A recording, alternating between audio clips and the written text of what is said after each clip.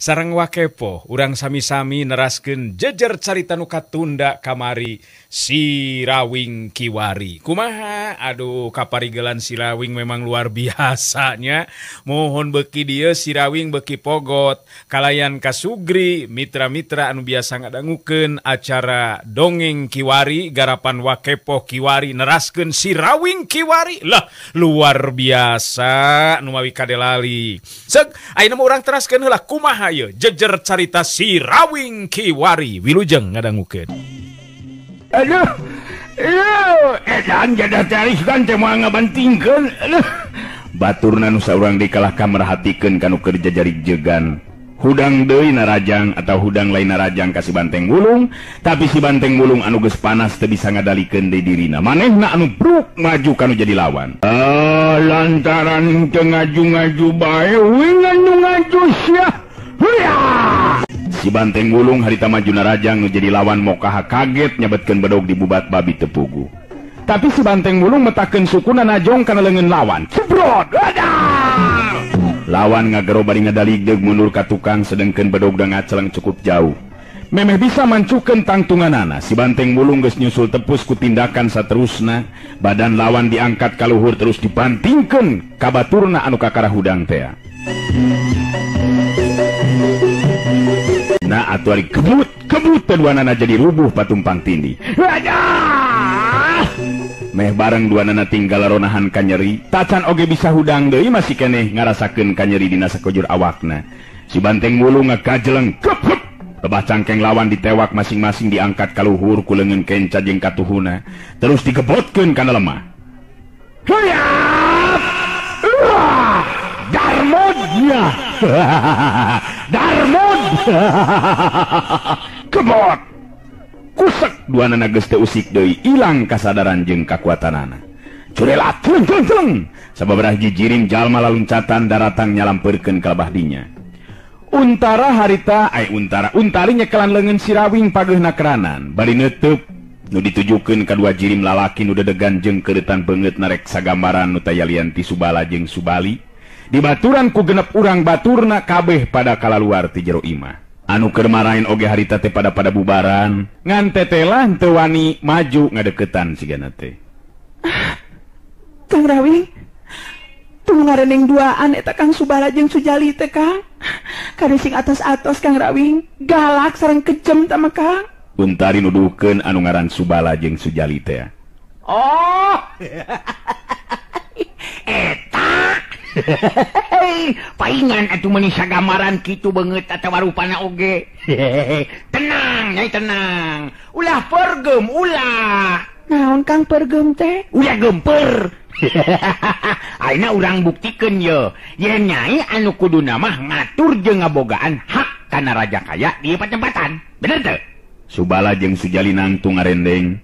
Tukangeunana ngajajar genep urang jago baladna, duanana pada muterkeun paneteupna ka si Rawing jeung Untari.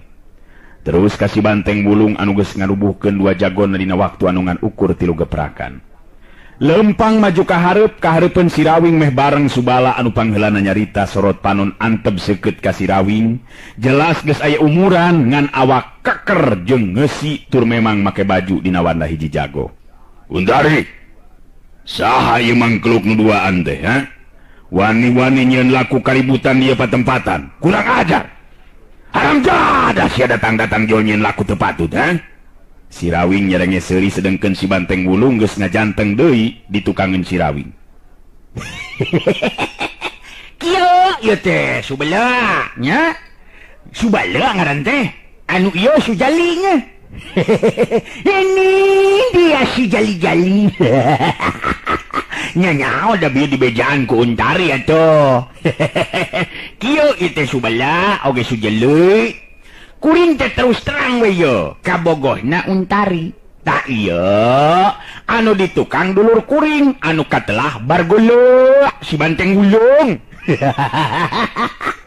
Ngahaja datang ka dieu lantaran dibejaan ku Untari kabogoh kuring. Gitu. Jadi anu di tukang dulur kuring nu katelah bargolo si Banteng Wulung ngaja datang ka dieu lantaran di bejaan kuntari ka bogoh kuring majarkeun teh cenah indungna ayeuna keur gering kuring calon piminantun pilaku bemak itu neang gorengin ngan tetelah datang ka dieu di halangan ku dua jagong kapaksa kuring mere parintah ka Anteng Wulung supaya ditindaknya. Alhamdulillah geningan pada lamru tuh gitu teh Subala muralang jeung mundelik sapasang panon Subala jeung Sujali dina waktu harita sabab sikap jeung caritaan si Rawing lain bae tenang tapi mowuh nyunut kana hudangna amarah. Sujali nu kawilang babarian ambek geus rek maju narajang tapi dihalangan ku leungeun Subala nu kawilang leuwih boga loba pangalaman dirina bisa ngarti yang dua jalma nu bareng datang jeung Untari jelas lain jalma-jalma biasa. Tenang heula Jali akang can beres nyarita yo lain duaan datang ka dieu jeung si Untari naon maksud sarta terangkeun heula saha ngaran si lain ngaku-ngaku kabogona si Untari sagala rupa ngaran kuring anu katelah si Rawing atuh ye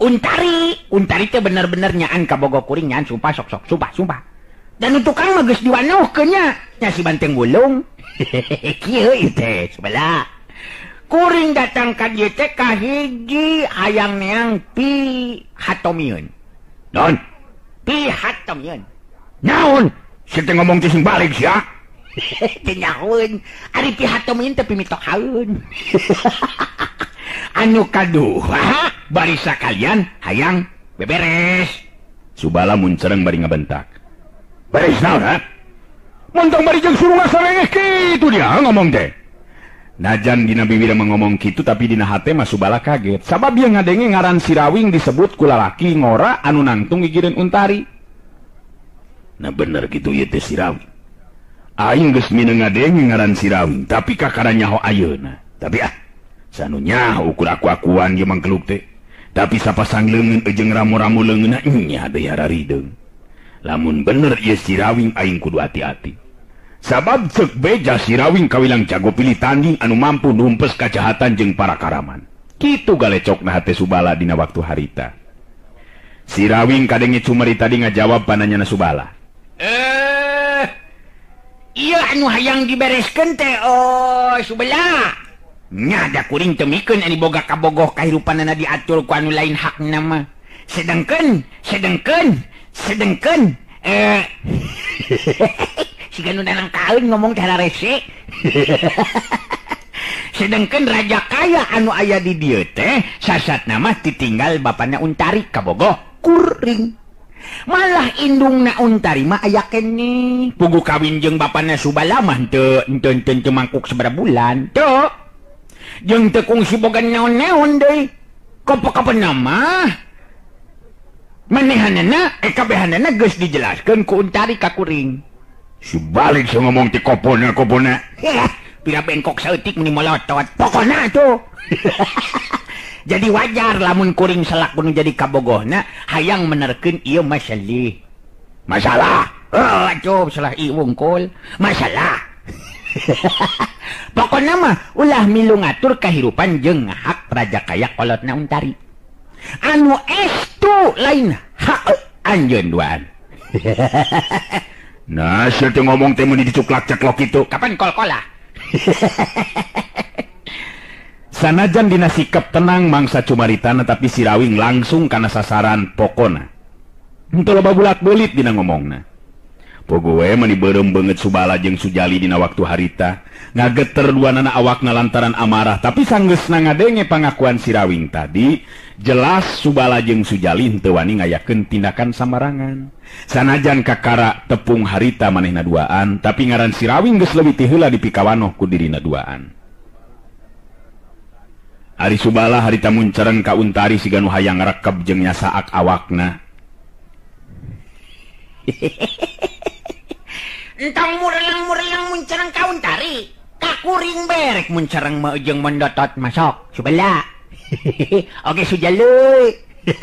Alah, lamun Subali jeung Sugriwa. Sigana baik kuring nu jadi Sri Rama. Ya Untari Dewi Sintana. Si Rawing mimiti datang di adatna.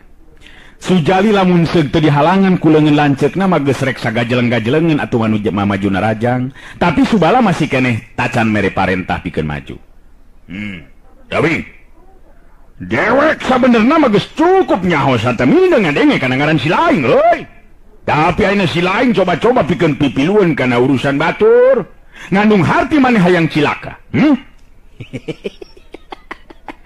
Ari kangaranan jeung kabogoh matang tube, kaciwit kulit kabawa daging, paciwit-ciwit lutung, paciwit-ciwit lutung, si lutung pindah ka tungtung. Subala, dengekeun oge Sujali. Numat, terak kuring kapaksa ayeuna ngomong. Lain kapaksa getang nyaho sakuduna bae kuring ngomong. Ari popokona mah ulah sapedah ka Untari pangawak awewe teu ngajenan jeung sok ngalicikan lur. Oh mah lur yo. Cilaku eta numpuk-numpuk dosa kitu. Bogo salibat mah dosa teh baledos teu karasa, tapi awak jadi bau. Buktina ayeuna menikah ambeul ka dieu tuh bau katu. Bau naon sia? Bau katu. Bau nyuk-nyuk.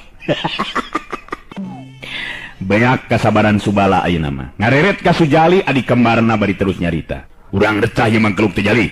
Ngan kade hati-hati akan kusi ngadengin ngaran si Rawing, kawilang luhur ilmuna cenah. Moal sabata-mata wani ngacapak lamun kitu lamun teu nguncup ka urang cenah eta. Urang ketrukeun kabeh pangarti jeung kakuatan Jali.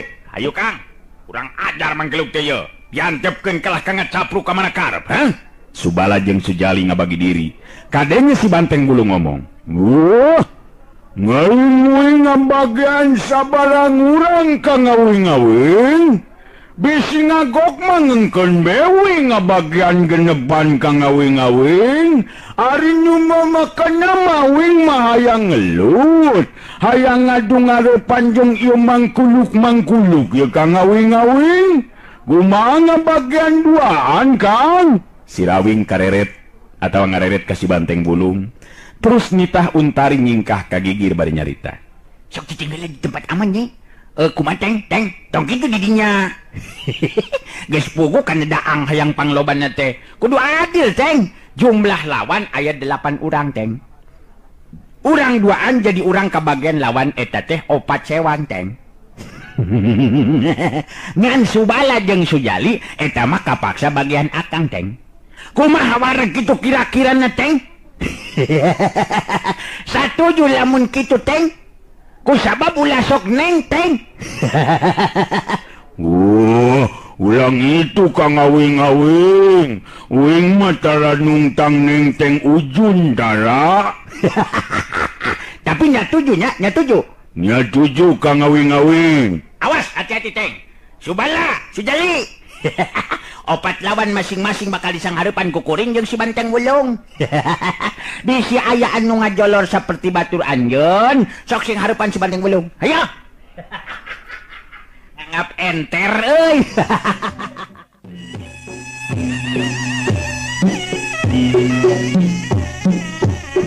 Ari Subala ngatur baladna memang dina pikiran manehna oge kitu pisan, anu jadi lawan baris disanghareupan ku 4 jalma ti pihak manehna.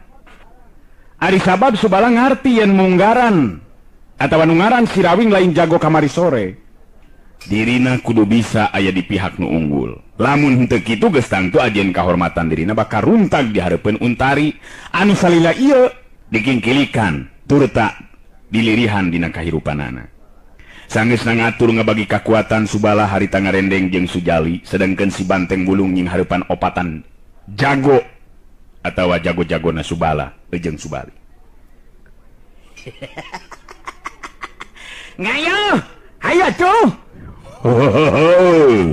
Lewi lobang ngamun jaju lewi ngenapikeun ngaing. Dimanting-mantingkeun siaku ngaing masih gajatur nyane. Ngayo. Ngayo siang urang manting-manting ku ngaing-ngaing. Si Banteng Bulung puringas panona bet jadi beki bayangan si ganate. Subala jeung Sujalinya kitu deui dua jago baturna katingali geus pada marsat bedog masing-masing. Ku ijiran Subala mah sanajan si Rawing sakuma jagona kangaranan di huruf kopatan kitu mah piraku bisa unggul. Si Rawing muterkeun paneteupna kana jadi lawan sikepna teu ngawangun pasangan pancuh nangtung ajeng teh siga nu rek tarung ngadu jiwa. Untari oge meh bari ejeng peureum ngabandungan lumangsungna kajadian di eta tempatan. Nyaeta sok inggis badan si Rawing karecah ku pakarang lawan, tapi Subala jeung anu sejena memang kacele. Si Rawing paparis tunggal ilmu panca tunggal ti Eyang Nur Alam, ilmu anu geus ngadarah daging dina dirina, corelatna jirim si Rawing dina jurus pancerasa sarining bayu. Lain upama kalangkang atawa angin we, nyaho-nyaho si Rawing geus pindah tempat opat lawan nubruk tempat nu kosong. Hayo.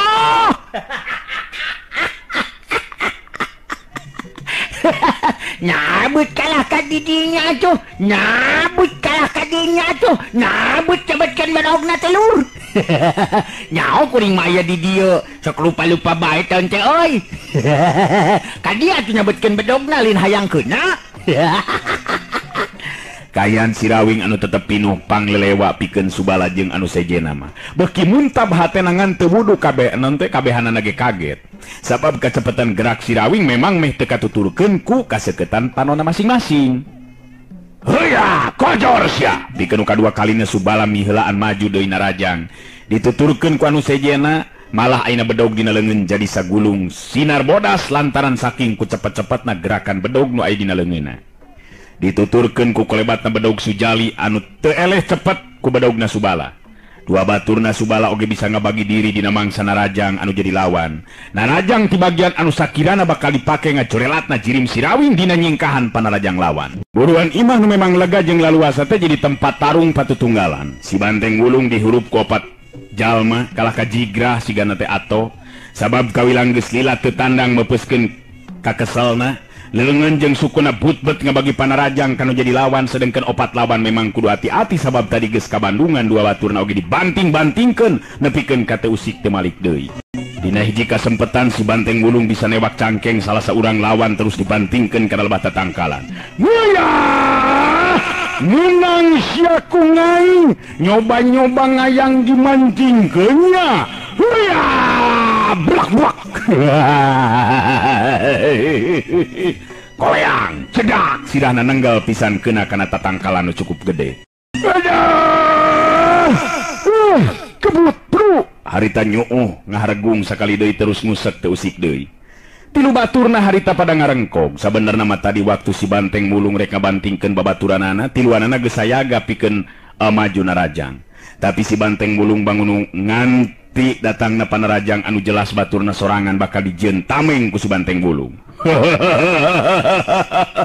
Ngayo ngaju deui nyaneh niluan. Najut. Bisi ngayang nyarua boga nasib dimanting-mantingkeun. Ngananangkal nganu ngede. Aju deui sia. Ayo aju ngatawang urang anu bakal naju, ha? Huya! Salah saurang baturna Subala harita ngajengkang ka tukang lantaran dadana beunang ku kepretan leungeun si Rawing. Sanajan ngan ukur kepretan tapi tangtu eleng kepretan jalma biasa. Hiu, celebet! Dadah! Jengkang, dalideg, kebut! Rubuh nang karak bengkang nu beunang ku kepretan si Rawing. Nu saurang dinyobaan nyabetkeun bedogna kana beheung si Rawing dituturkeun ku bedog Subala nu ngarah kana cangkeng, bedog Sujali nu ngarah kana suku. Hiuk hiuk. Buplas trelateng plak. Leungeun si Rawing nepak pigilang leungeun batur Subala anu saurang deui. Celang bedogna leupas tina cekelan dituturkeun ku tenggelan kana dada. Hiuk. Cebrot. Wadah. Cengkang, bangkiun, kebut. Rubuh deui bae. Lawan si Rawing jaringan ukur tinggal Subala jeung Sujali. Subala jeung Sujali ngatur dirina aya dina belah kenca jeung katuhueun si Rawing.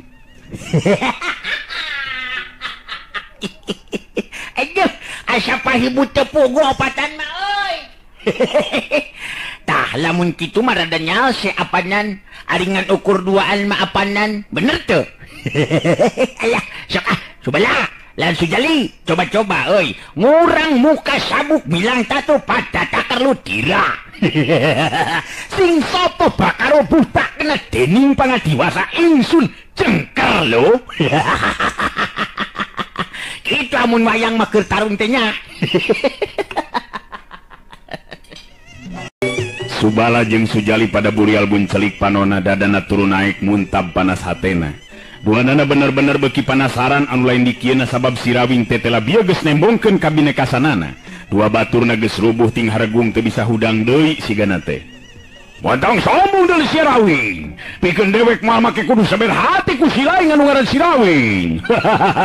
Coba-coba urang paju deui sia setan. Subala huntuna kakerot baka ku gemes. Heuh pek wae atuh. Baina oge kuring mah henteu hayang dipikasieun ku jelema. Malah yang dipikaresep. Sanu nyingsieunan kuring mah teu nyingsieunan. Hoya. Pino dieu. Ari Sujali harita malangkeun bedogna luhureun dada neuteub seukeut ka si Rawing bari nyarita deui. Si lain dina poe ieu kudu nyaho si Rawing. Dewek duaan mangrupa jago anu dipikaserep ku sakabeh urang dieu ngarti? Tapi nah kuring mah teh serapnya. Serap keneh tengah poe. Lamun tengah poe serap nempo panon poe. Malah karunya kuring mah euy ningali anjeun duaan telur. Neon cenah karunyana nya hayang senang bari ngarugikeun batur, hayang tumanina bari nyangsarakeun batur. Apanan pikarunyaeun dari nu kitu. Modar si Rawing jaga tas sungut teh. Ya.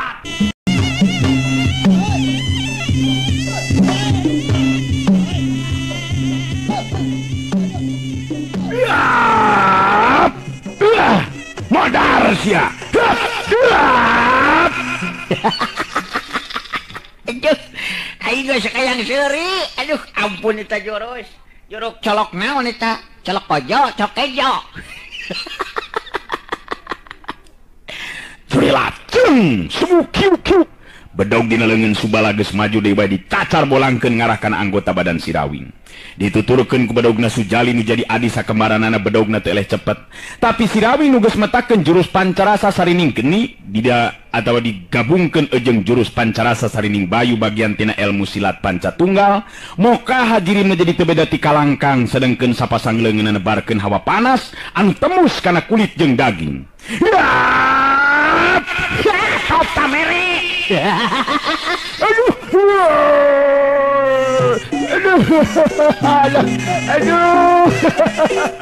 Oh, biasa.